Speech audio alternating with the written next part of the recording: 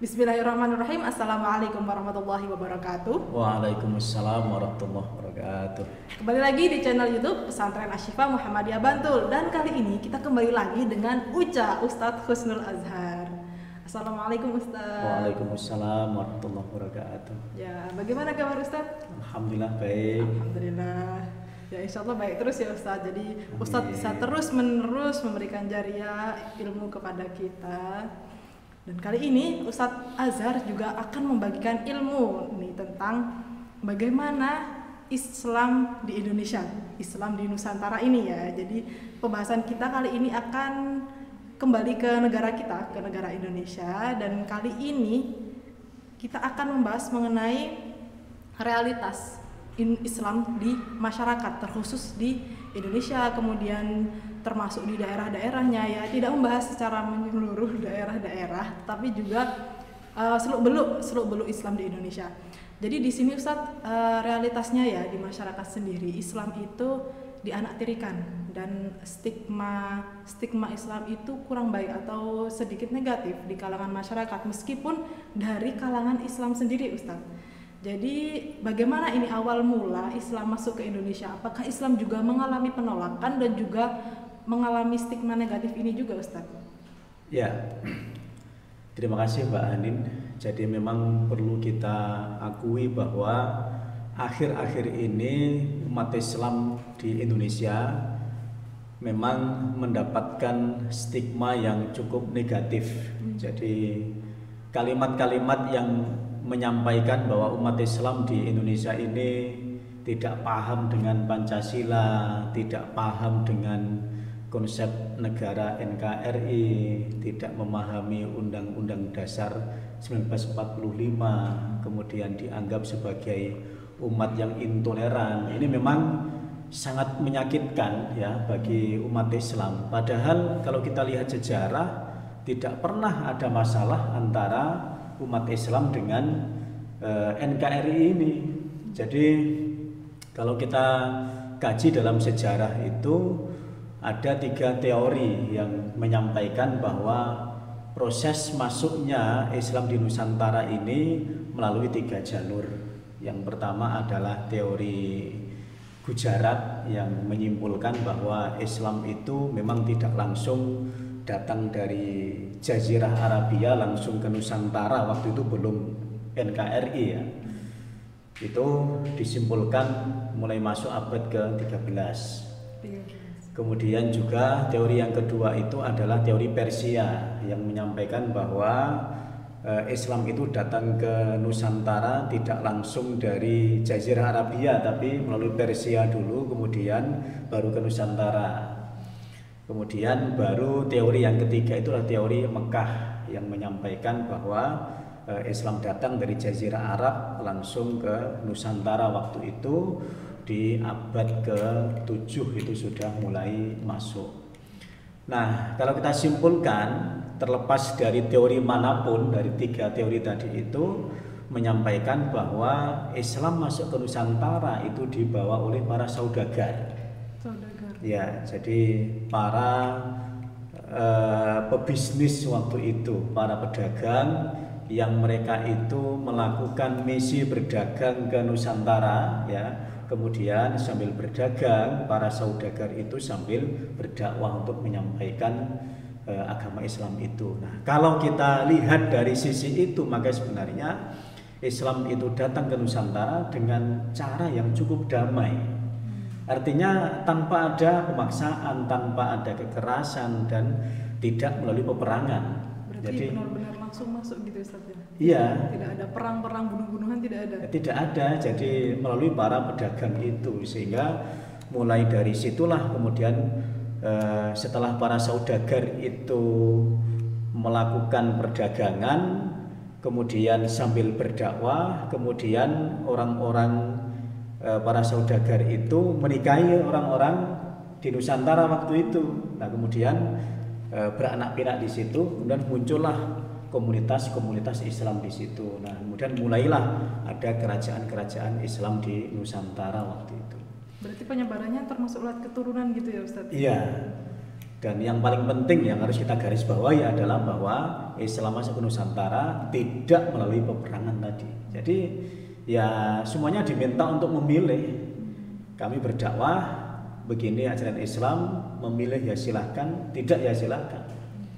Jadi sangat damai. Nah ini yang harus kita pahami, sehingga kalau kemudian umat Islam itu dianggap intoleran, ya itu ya dari awal hadirnya saja tidak ada pemaksaan, dan ya cukup mengapresiasi keyakinan-keyakinan yang ada pada waktu itu. Karena kalau kita sandingkan dengan sejarah yang lain, misalnya agama Nasrani, ya itu kan mulai masuk ke Nusantara juga abad ke-6 kalau tidak salah, ya abad ke-6 melalui beberapa orang-orang Portugis waktu itu yang mulai untuk mengadakan invasi ke Nusantara waktu itu. Nah artinya kalau kemudian kita yakini di abad ke-7 itu Islam mulai masuk, yang Nusantara waktu itu memang tidak kosong keyakinan, sudah ada keyakinan animisme, dinamisme, dan kalau kita benarkan teori yang tadi Kristen atau Nasrani masuk ke Nusantara abad ke-6, berarti kan sudah ada agama-agama itu.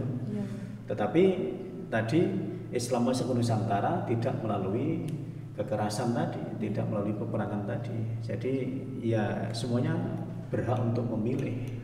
Kemudian bagaimana nih Ustadz keadaan Islam ketika ada tekanan dari penjajahan saat itu 350 tahun dijajah Belanda, kemudian dilanjutkan dengan dijajah Jepang, apakah Islam masih berdiri kuat atau bagaimana Ustaz? Iya, kalau kita kembali ke sejarah ya, jadi data-data itu menyebutkan, dan ini tidak hanya dibuat-buat, tetapi memang ya data sejarah itu bisa kita baca ulang.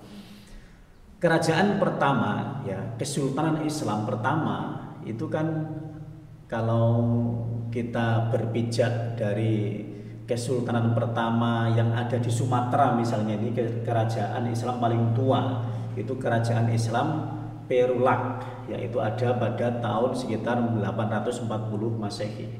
Itu sudah mulai ada. Nah, artinya sudah cukup lama. Jadi kalau kita runut tadi dari teori Gujarat, Persia atau Mekah tadi, berarti memang bersambung ini. Jadi ada keterkaitan bahwa Islam masuk Nusantara dimungkinkan memang mulai abad ke-7 itu, maka abad ke-8 itu sudah ada kerajaan Islam itu tadi. Nah, kemudian datanglah penjajah, ya baik itu Portugis, ya baik itu Belanda, baik itu Jepang. Itu berarti kan sudah ada umat Islam, ya bahkan sudah ada kerajaan-kerajaan Islam di Nusantara itu tadi.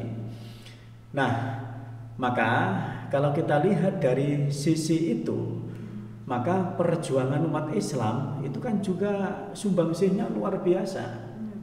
Ya, jadi kalau kita kaji dalam sejarah itu, dari sekian banyak pahlawan itu, ya yang bisa kita baca dalam buku sejarah itu, sekian banyak itu kan berasal dari umat Islam. Artinya sumbangsih umat Islam untuk ikut memerdekakan atau membentuk NKRI ini ya luar biasa sumbangsihnya. Maka misalnya salah satu contoh, misalnya ada pahlawan Jenderal Besar Sudirman. Ini salah satu daripada tokoh ya yang berasal dari kader Muhammadiyah. Kemudian misalnya lagi pada tahun 45 itu juga ada peristiwa fatwa wajib jihad pada waktu itu yang dimunculkan oleh Kiai Haji Hasyim Asy'ari atau disebut resolusi jihad pada waktu itu. Itu gerakan-gerakan umat Islam untuk mempertahankan keutuhan NKRI itu. Nah, jadi kalau kita lihat dari situ, maka sebenarnya ya kalau kita bandingkan betul ya bahwa agama Islam yang sudah lama ada di Nusantara itu ya sudah kuat, ya dibuktikan dengan adanya kerajaan-kerajaan Islam di Nusantara. Ini yang pertama. Yang kedua, adanya ormas-ormas Islam yang bergerak. Ada Muhammadiyah yang didirikan pada tahun 1912. NU didirikan pada tahun 1926. Kemudian gerakan-gerakan Islam yang lain yang juga di pra kemerdekaan juga ikut untuk bersatu dalam rangka membentuk NKRI. Nah, ini sumbangsi yang luar biasa untuk mengusir penjajah tadi itu. Dan harus kita akui bahwa contoh ya, Belanda datang ke Nusantara itu kan tidak hanya untuk mendapatkan kekayaan. Maka kita kenal adanya gold, glory, dan gospel. Jadi tidak hanya gold kekayaan, tidak hanya itu, tapi juga ada glory, perluasan daerah kekuasaan penjajahan. Nah, ada misi yang ketiga yaitu gospel atau misi zending atau kristenisasi, membawa agama tadi. Nah, artinya kalau kita sandingkan dengan teori itu, maka sebenarnya di dalam mendirikan negara Kesatuan Republik Indonesia ini, umat Islam itu sumbangsinya luar biasa. Maka kalau berpijak dari data-data itu ya tidak pernah ada masalah antara umat Islam dengan NKRI ini. Ya. Bahkan kalau kita kembali kepada perumusan Pancasila misalnya, itu kan juga perjuangan luar biasa. Kita kenal adanya Piagam Jakarta. Ya, itu kan asalnya sila pertama tidak berbunyi ketuhanan yang Maha Esa seperti sekarang ini, tapi berbunyi ketuhanan dengan melaksanakan syariat Islam bagi para pemeluknya. Kemudian setelah itu menjadi sebuah kesepakatan bersama, ternyata kemudian ada sedikit masalah ya, bahwa kalau bunyi sila pertama masih seperti itu, maka nanti beberapa bagian, beberapa daerah yang sudah dihimpun dalam NKRI itu akan melepaskan diri. Nah, dengan adanya ancaman itu, maka kemudian umat Islam dengan besar hati merelakan kalimat itu untuk diubah seperti sekarang ini, yang dalam sejarah Ki Bagus Hadikusumo yang kemudian menyumbangkan ya kalimat yang sampai saat ini kita pakai. Nah, data-data ini menyimpulkan bahwa ya umat Islam sumbangsinya luar biasa. Kan tadi Ustadz sempat menyinggung ormas ya, organisasi masyarakat. Ini bagaimana peran detailnya? Kan tadi Ustadz hanya menyimpulkan, hanya mengungkapkan bahwasanya ikut berkiprah dalam kemerdekaan NKRI. Kalau secara detailnya nih Ustadz, bagaimana peran ormas Islamnya sendiri? Ya, tidak kita ragukan bagaimana sumbangsih Muhammadiyah, bagaimana sumbangsih NU di dalam ikut mendirikan negara ini.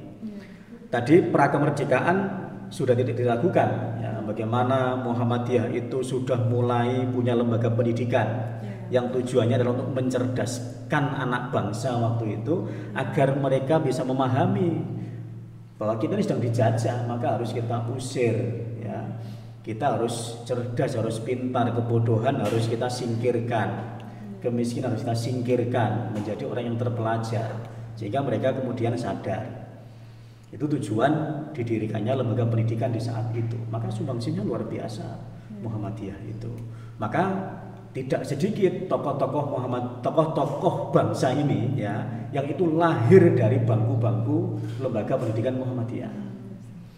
Sisi lain misalnya NU ya.